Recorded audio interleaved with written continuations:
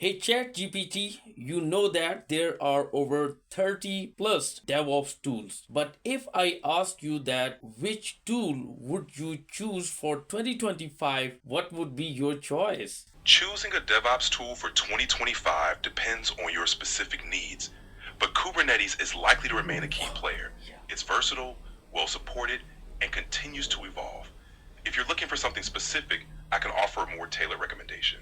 Nope, thank you. I just wanted to know the tool that you recommend for 2025. So, guys, you got the answer, right? Kubernetes is the player. And if you want to learn Kubernetes, I have started Kubernetes tutorials for beginners on my YouTube channel, DevOps Molvi. So make sure to subscribe. Hey ChatGPT, I'm really low on budget and I want to have a small Kubernetes cluster. What is the simplest process to have a Kubernetes cluster of my own? For a budget-friendly setup, you can start with a local Kubernetes cluster using Minikube or K3s. Minikube. It's an easy-to-use tool for running Kubernetes locally. It supports various hypervisors like VirtualBox or Docker. K3s, a lightweight Kubernetes distribution, perfect for low-resource environments. You can run it on a single node or even on a Raspberry Pi. For cloud-based options, you could look into free tiers from cloud providers like Google Kubernetes Engine, GKE, or Amazon EKS, though these may have limitations. Would you prefer a local setup or a cloud solution? Yeah, thank you. I think I should start with Minikube. Great choice. Minikube is straightforward to set up and perfect for learning. If you need any help getting started, just let me know. Thank you. Have a good one. Hey guys, I hope you're doing great today. This is our first video on Kubernetes interview questions and answers. Guys, I'm super excited to share an update with you that we are going to cover a lot of Kubernetes concepts in this video series. So you can expect hundreds of Kubernetes concepts that we are going to learn together. And to be really honest, guys, if I am asked about the most trending DevOps tool for 2025, the answer is simple. It is Kubernetes. So if you want to excel in your DevOps career, make sure that you are going to learn Kubernetes from the very beginning. And don't worry, DevOps Molvi has got your back. We are going to start with really basic Kubernetes concepts and every Kubernetes terminology. And I hope that you will agree with me that Kubernetes is a whole universe. And the next video would be our first Kubernetes concept, or you can say it would be our first Kubernetes interview question and answer. So stay tuned. Kubernetes knowledge is on your way. Have a good one. What is Kubernetes? Try to explain Kubernetes in really simple words. So Kubernetes is an open source DevOps tool that is used for container orchestration. Kubernetes is one of the most trending DevOps tools that is used to deploy, scale, manage containerized applications. The meaning of Kubernetes is captain.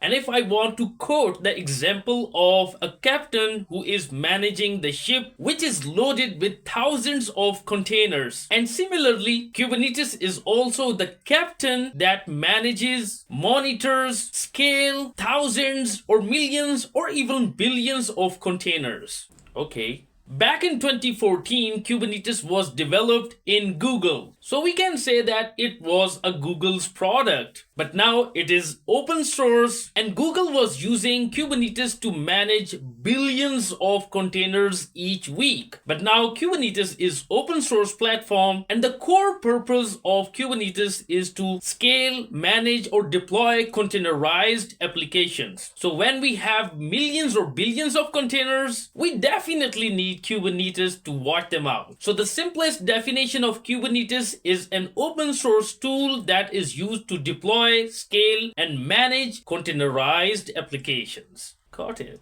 Alright, you have used the term container orchestration. I want to know more about it. What is container orchestration? Since we know that Kubernetes is used to provision, deploy, manage, scale containerized applications, and if we automate these processes, it is known as container orchestration. So the simple concept of container orchestration is the process of automating the management of containerized applications. It is known as orchestration. So if I want to share more details of container orchestration, it is the process which automates the life cycle of containers. It automates the provisioning, scheduling, scaling, deploying, and deleting the containerized applications. All right. And Kubernetes is one of the best open source tools which is used for container orchestration. So we should not be confused with the word container orchestration, and it is an automatic process of provisioning, deploying, and scaling applications in containers. And it is known as container orchestration. Okay. Alright, so you told me that Kubernetes is used to manage and deploy containerized applications. Now I want to know which containerization tools Kubernetes works with. Sir, since Kubernetes is an open source tool, that is why it is really compatible with a number of containerization tools. Like for instance, Kubernetes works perfectly with Docker. It also works with Podman, Containerd, and Kubernetes itself has a container runtime, which is known as Kubernetes CRI, which stands for Container Runtime Interface.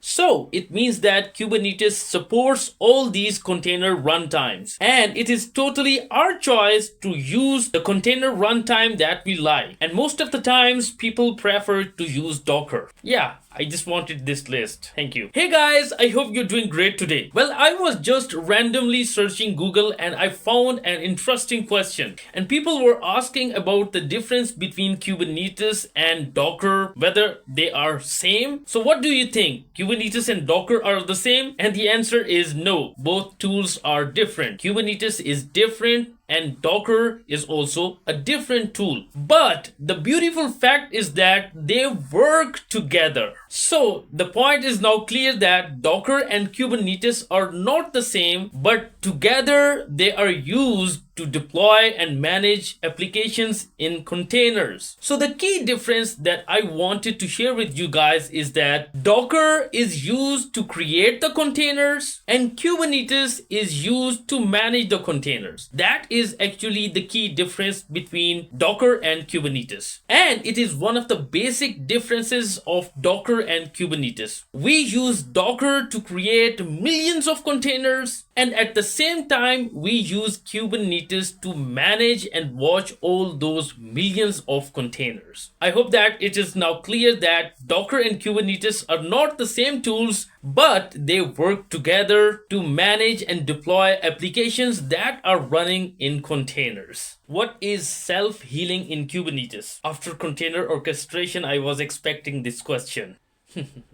In simple words, self-healing means to restart the failed containers automatically. So self-healing is a feature in Kubernetes which allows the system to automatically detect and recover from the failures. So when Kubernetes detects that one or more containers are failing, Kubernetes will automatically restart those failed containers. Kubernetes also replaces the containers that are running outdated version. Not only that, Kubernetes also updates the containers automatically if there is an updated version of that software is available. If some containers are not passing the certain health checks, Kubernetes will disable those containers.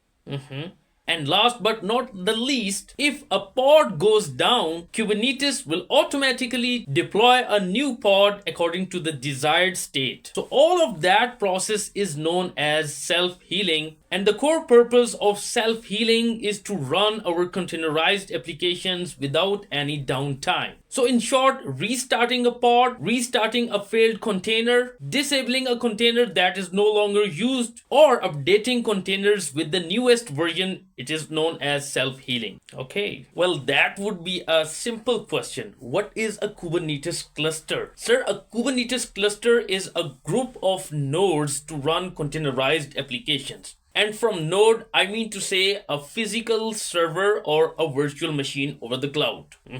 Sir, ideally in a Kubernetes cluster, there is at least one master node, which is also known as the control plane. And there can be one or more than one worker nodes, which are used to run our workloads. Okay. And the master node or the control plane manages and controls the whole cluster's activities. Sir, a Kubernetes cluster can have a range range of nodes. The minimum number is 1 and the maximum number is 5,000. So we can say that a Kubernetes cluster can have up to 5,000 nodes. But for students or DevOps engineers like me, we can use a single node Kubernetes cluster to get our hands on Kubernetes. Got it. What is a master node in Kubernetes? Also, please tell me the components of a master node. Sir, a master node in Kubernetes is also known as the control plane. So we don't have to confuse with the master node or the control plane. They are actually the same thing.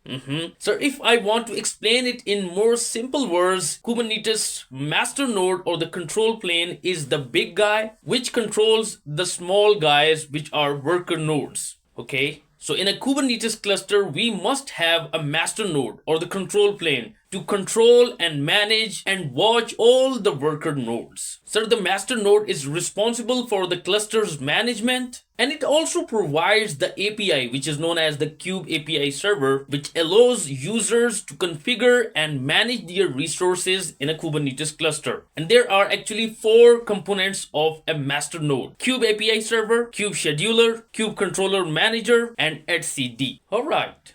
So what is a worker node then? Sir, the worker node is where our containerized applications run. Sir, we have pods that run on worker nodes, and these pods contain containers which are loaded with our applications.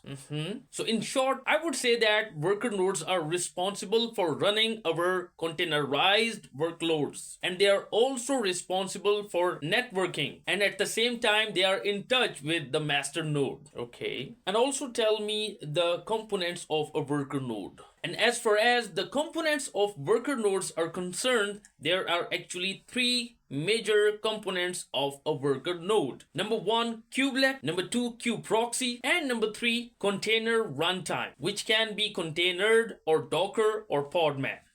So briefly explain me what would happen if my master node goes down. Sir, if the master node goes down, all the components of the master node like Kube API Server, Kube Scheduler, Kube Controller Manager, and etcd will go down. And it is actually a disaster in the production environment.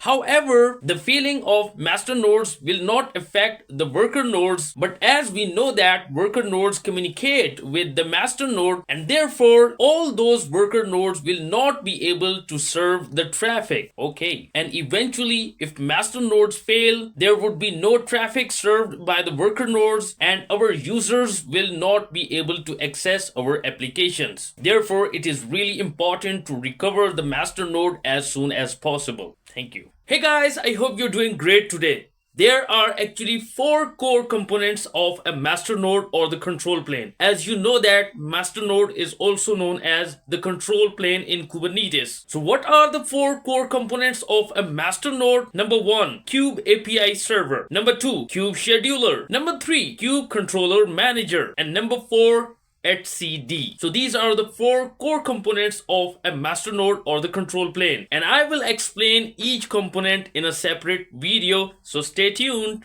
So what is a Kube API Server?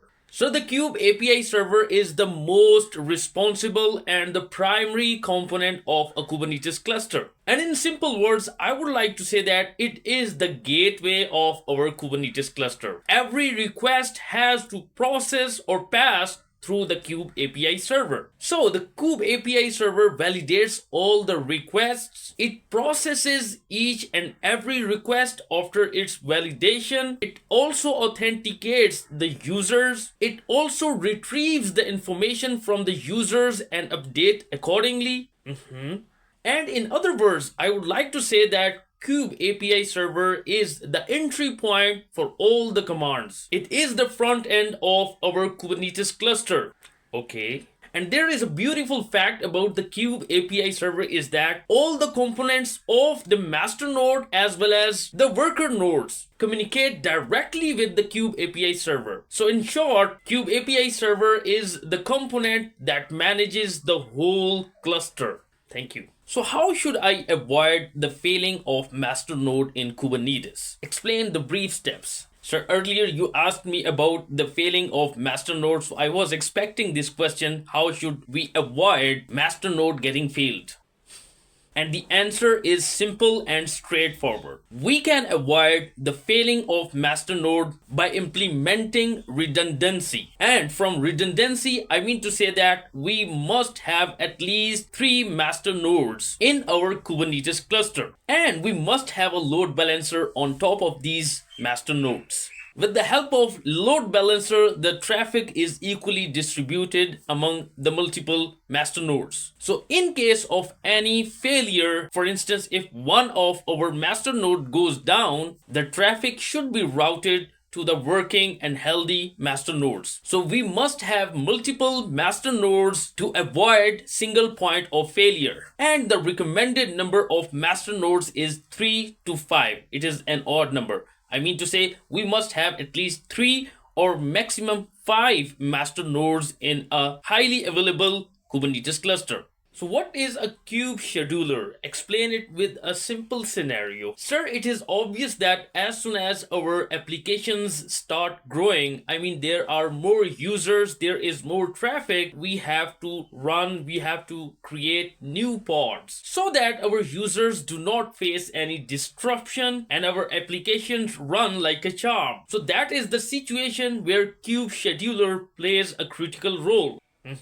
Kube scheduler is one of the important control planes component which is used to schedule new pods on the worker nodes. And a great fact that I like about Kube scheduler is that it does not schedule the pods blindly. It finds a node which is the most suitable for running or scheduling new pods according to a certain criteria. Okay. So in order to schedule new pods, Kube scheduler makes decisions on certain criteria like resource requirement, hardware constraints, and node selector. So if a worker node meets all the requirements, Kube scheduler schedules new pods on that worker node.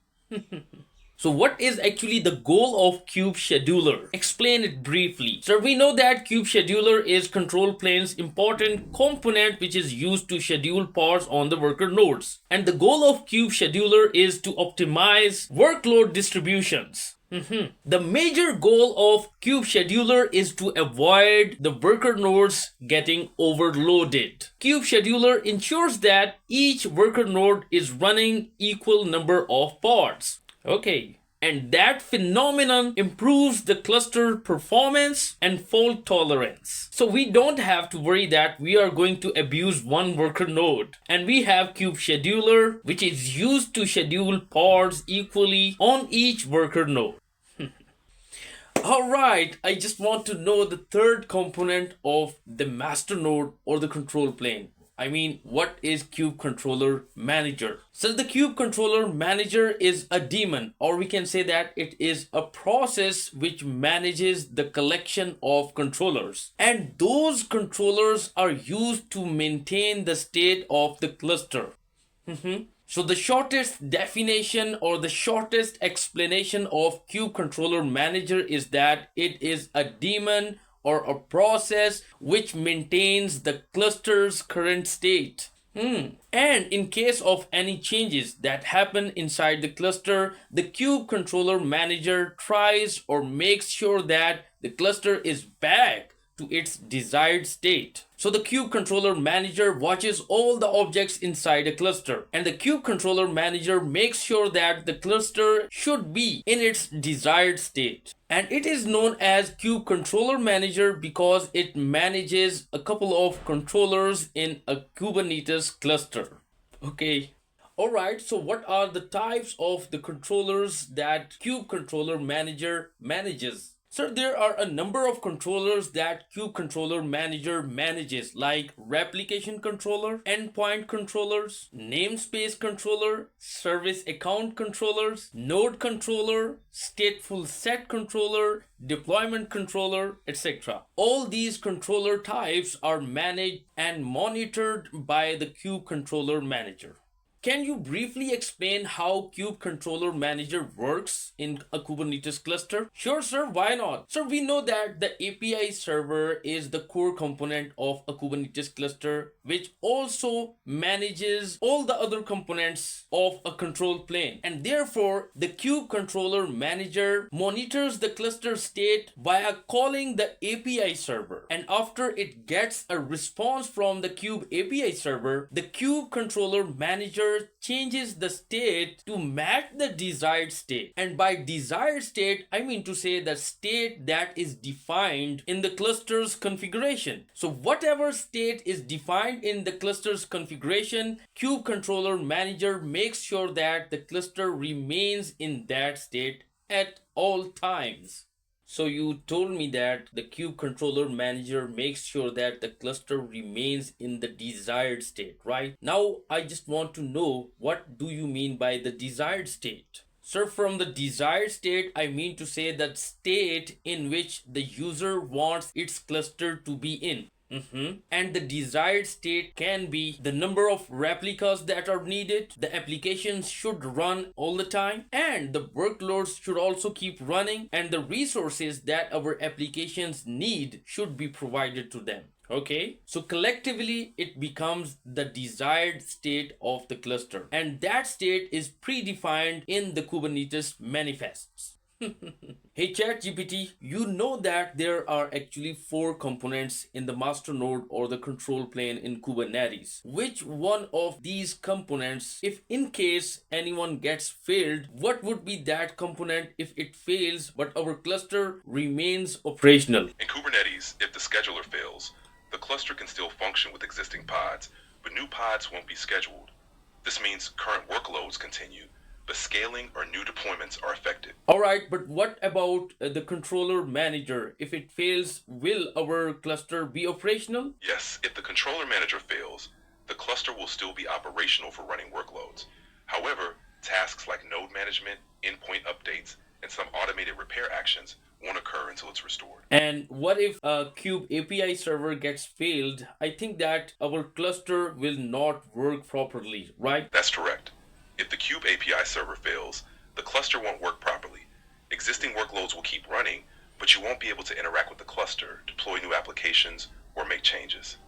Alright, thank you. So guys, you got the answer, okay? If Kube scheduler gets failed, it means that our new pods cannot be scheduled, but however, our cluster will remain operational. And similar is the case with the Kube Controller Manager. If it is not working properly, our cluster will remain operational. However, as a DevOps engineer, we have to make sure that our whole cluster's component, especially the control planes or the master nodes components, are operational and fully functional all the time. And I was thinking that for the last couple of days, and I thought that I should ask AI to get the answer, and I have shared the answer with you guys as well. Have a good one. Hey ChatGPT, would you mind to share how Kube API Server works in Kubernetes? Sure, the Kube API Server is the central management entity in Kubernetes. It exposes the Kubernetes API, which is used to manage all the resources. The Kube API Server processes REST requests, validates them, and updates the corresponding objects in etcd, which is the cluster's backing store. It also serves as the front end for the cluster's shared state. Anything you want to do in Kubernetes typically goes through the Kube API Server. So guys, I have explained the same thing to you in my previous video, that every request has to pass through the Kube API Server. So Kube API Server is the primary component. And if you are asked about the Kube API Server in any Kubernetes interview question, you can simply answer that it is the gateway of a Kubernetes cluster. It processes, it validates, it configures each and every request and updates the data in etcd, which is the database of a Kubernetes cluster, accordingly. And I hope that this answers your question. Hey ChatGPT, I want to have all my applications highly available. So what is an ideal Kubernetes cluster that should I have to have my applications highly available, scalable, and flexible? For high availability, scalability, and flexibility, an ideal Kubernetes cluster setup includes 1. Multiple master nodes. To ensure high availability, have at least 3 master nodes. This provides redundancy and avoids a single point of failure. 2. multiple worker nodes. Distribute your applications across several worker nodes to handle load and provide redundancy. 3. Load balancer. Use a load balancer to distribute traffic evenly across your nodes, ensuring no single node is overwhelmed. 4. Persistent storage. Implement persistent storage solutions like Ceph or cloud-based storage to ensure data availability and durability.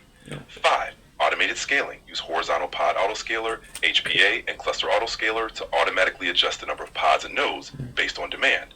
6. Monitoring and logging. Integrate tools like Prometheus and Grafana for monitoring, and EFK Stack, Elasticsearch, FluentD, and Kibana for logging. Setting up a cluster with these components ensures your applications are robust and resilient. Do you have any specific requirements in mind? Yeah, I want to know the minimum number of master nodes and the minimum number of worker nodes according to that situation. For a highly available Kubernetes cluster, master nodes, a minimum of 3 master nodes is recommended to ensure redundancy and maintain quorum in case one goes down. Worker nodes, at least 2 worker nodes are suggested to distribute the workload and provide redundancy for your applications. Why 3 master nodes and 2 worker nodes? 3 master nodes ensure high availability and fault tolerance. If one master fails, the cluster can still function with the remaining 2, maintaining quorum. 2 worker nodes help balance the application load, providing redundancy and ensuring your apps remain available if one node goes down. This setup offers a good balance between cost and resilience. Okay, thank you so much. You're welcome. If you have any more questions, feel free to ask. Not at the moment. Hey ChatGPT, what is Kubernetes? Would you please explain it in simple words? Absolutely. Kubernetes is a system that helps manage applications by organizing them into containers, which are like little packages that hold everything an application needs to run. These containers are spread across different machines, and Kubernetes makes sure they have the right resources like memory and processing power. It also handles tasks like scaling applications up or down based on demand, and recovering from failures to keep everything running smoothly. Is it Kubernetes or Kubernetes? It's pronounced Kubernetes. Okay. The name comes from the Greek word for helmsman or pilot, which is fitting since Kubernetes helps steer and manage application. Okay, it means that it is Kubernetes. Yes, that's right. Kubernetes is how you say it. Hey ChatGPT, if Kube API Server in my Kubernetes cluster is not working properly, will my cluster work efficiently? If the Kube API Server isn't working properly, your cluster's functionality will be severely affected. Since the Kube API Server is the core component that handles all API requests, if it goes down or isn't functioning correctly, you won't be able to manage your cluster resources effectively. Operations like scheduling, scaling, and updating resources depend on it. So maintaining a healthy Kube API server is crucial for your cluster to work efficiently. Is there any other way around if my Kube API server is failing? How can I maintain cluster's functionality? To maintain your cluster's functionality, if the Kube API server fails, you can set up high availability. This involves running multiple instances of the Kube API server across different nodes. What are you up to, man? I'm just preparing for Kubernetes interview questions and answers. Wow, Kubernetes! Are you going to upload Kubernetes videos? Yeah, there would be a lot of interview questions and answers covering all the Kubernetes concepts. Man, that is awesome! Yeah, man, you can follow me on TikTok and you can subscribe my DevOps Molvi YouTube channel. Wow! It means that I would have to follow you on TikTok and I will subscribe your DevOps Molvi YouTube channel. Yeah, I have already uploaded what is Kubernetes and how Kubernetes works in detail on my YouTube channel. And I will cover all the Kubernetes concepts, and there would be tons of Kubernetes concepts that we will together cover them. Yeah, man, I'm looking forward to learn a lot about Kubernetes. Thanks, man. I will watch those lectures. We are going to become Kubernetes experts.